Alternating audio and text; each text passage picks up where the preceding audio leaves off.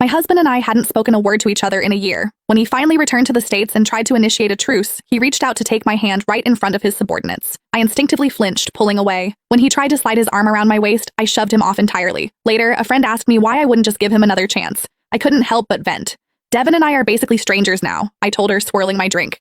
Being in the same room as him gives us absolutely nothing to talk about. The silence is so suffocatingly awkward I want to dig a hole through the floorboards and bury myself. My friend's expression suddenly contorted. Her eyes darted frantically to a spot just over my shoulder. I turned around. There he was. Devin stood frozen a few feet away, his face completely drained of color.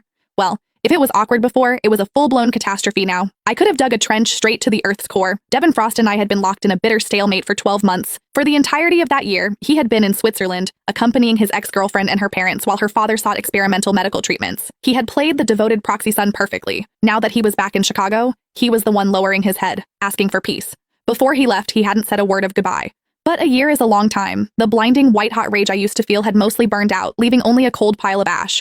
When we fell apart, things had gotten incredibly ugly. I had just lost our baby. My hormones were crashing, my heart was shattered, and I was bleeding out my grief in the form of cruel, jagged words. "I don't care that Ella's father is dying, Devin," I had screamed at him. "She spent years trying to ruin other people's happiness. This is just karma catching up to her." I remember the way Devin's features had hardened. The usual calm, detached elegance he carried himself with vanished. He narrowed his eyes, and the look he gave me was absolute ice. "Joyce," he had growled, his voice dangerously low. "How can you be so vicious?" That was the last time we saw each other. The very next day, he boarded a private flight to Zurich with Ella and her parents. Since returning a month ago, Devin had been playing the role of the attentive, perfect husband to a terrifying degree. My friend leaned in, whispering, "Joe, he's been back for weeks. Are you really going to keep icing him out? He's gorgeous, he's a tech billionaire, and trust me, there is a line of women waiting for you to drop the ball." She wasn't wrong. Devin came from old money and built his own empire on top of it. The line of women wanting to date him probably stretched all the way to Paris, but he had been gone for a year, a whole year. So much had happened in the empty spaces he left behind. During that first month, I used to stare at my phone, desperately hoping for a call, a text, a sign. It never came. Over time, I had reflected on my own behavior too. I knew what I said about her dying father crossed a line. I forced a stiff smile now, looking at my friend. But I'm serious. Being around him is just agonizing. We have nothing to say to each other. It's so awkward I can't breathe. That was when she looked past me, her eyes widening, telegraphing disaster. "What?" I asked. "Is there something in your eye?" She just blinked harder. I turned. Devin's tall, imposing frame was rigid.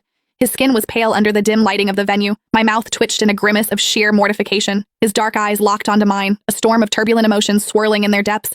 Without a word, he closed the distance between us and wrapped his hand around my wrist.